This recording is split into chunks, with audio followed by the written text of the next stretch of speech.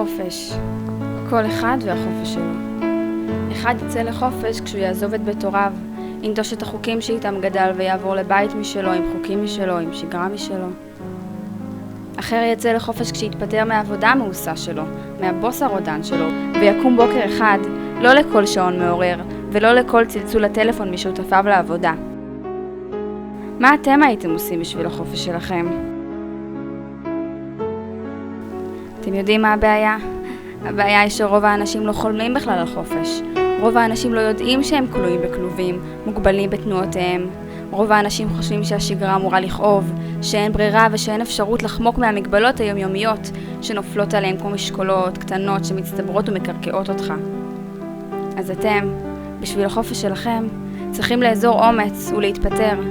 ובמקום לעשות את זה, אתם ממשיכים לעבוד באותו מקום עבודה, שגורם לכם כבר 30 שנה לחזור רצוצים ועייפים לביתכם, מבלי שיהיה לכם רצון וכוח לחזר אחר התשוקות שלכם גם לאחר שעות העבודה.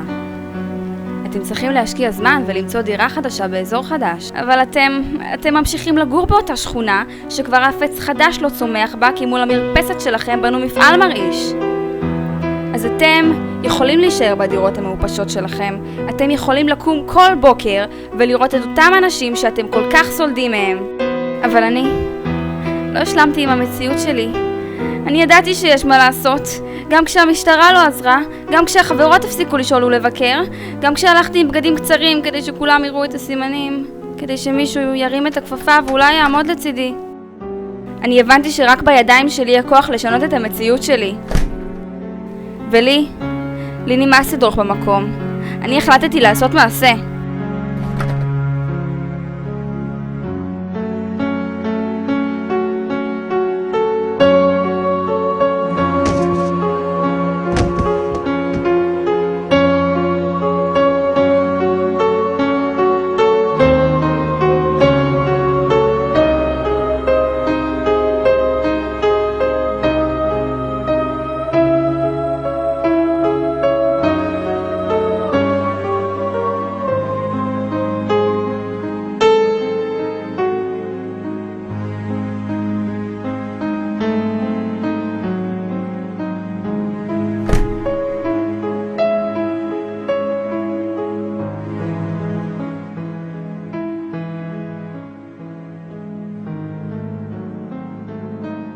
ועכשיו, אחרי שהשגתי את האמת שלי, את החופש שלי, אני חופשייה לצאת לדרך חדשה.